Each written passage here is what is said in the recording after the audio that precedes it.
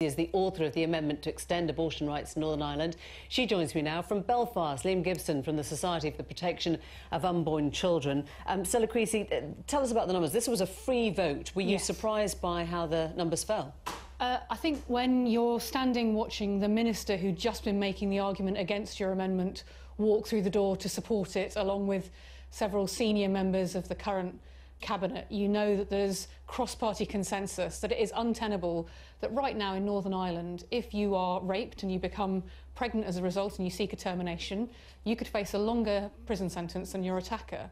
Or if you become pregnant and sadly your baby has a fatal fetal abnormality and so is unlikely to live, we would force you to continue to carry that baby to term rather than allow you to terminate it. I think today what you saw, also on same-sex marriage, and I must pay tribute to my colleague Conor McGinn, who did a fantastic job on this, was a recognition that there are some basic human rights and it is untenable that people in parts of the UK do not enjoy them, that it's not right that my constituents in Walthamstow would be able to make those choices themselves about what to do if they had a fatal fetal abnormality, but somebody living in Belfast would not.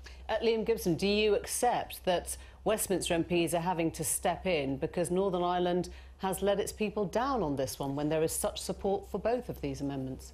The most fundamental human right of all is the right to life, and that's the one that Stella is actually targeting. And she's very disingenuous talking about rape and fetal abnormality because we know that she votes for decriminalisation, which would strip every unborn child, regardless of the circumstances, of the right to life.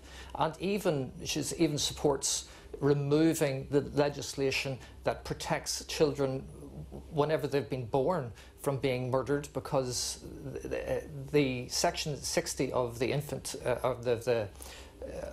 But you'd accept that the majority of people in Northern Ireland are themselves, that all the polls show that they support this, but they don't have the government to pass this legislation themselves. This is a debate that's been going on for decades in Northern Ireland, and every time the legislature has looked at it, it's rejected it. Even the House of Commons rejected it in 1990, and then again in 2008. It's been rejected every time. The polls really do not. We don't make laws according to opinion polls. This was a matter for the Stormont Assembly. Unfortunately, the House of Commons has decided to override the devolution settlement in an exercise of raw power. This is not. I think it was Nigel Dodds who said it. Sorry, this is just complete hokum. Just as with the outrageous and frankly slanderous suggestion that I would support aborting babies at term. Let's talk some detail. Let's talk some reality of what is actually happening. Liam, you might not want women to have a choice over those bodies, but you won't silence women speaking out on this issue, whether it's on telly or in real life. What happened today was a recognition. The Stormont Assembly hasn't sat for 2 years. The legislation we bring forward to us today was essentially saying it's probably not going to sit for 3 years.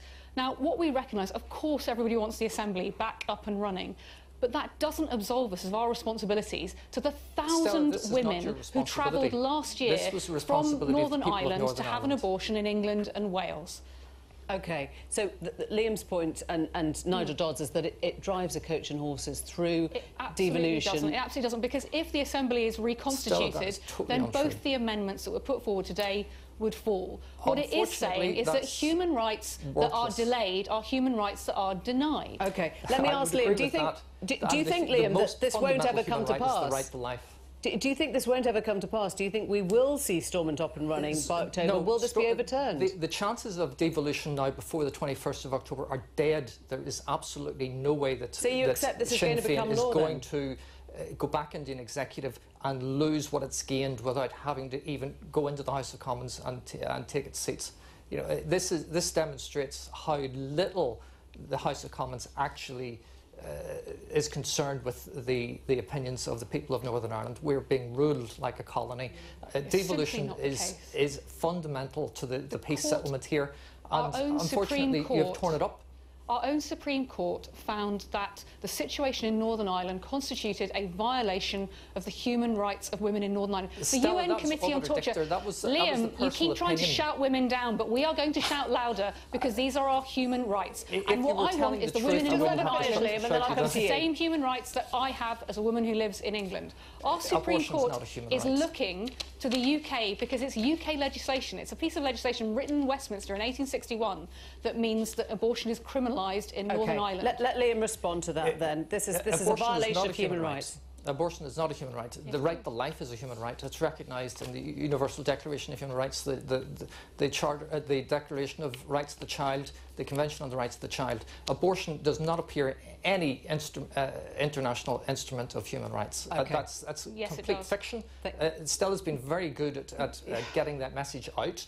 But it's complete fiction. It's false. We've run out of time. Thank you both very much. Thank you for coming.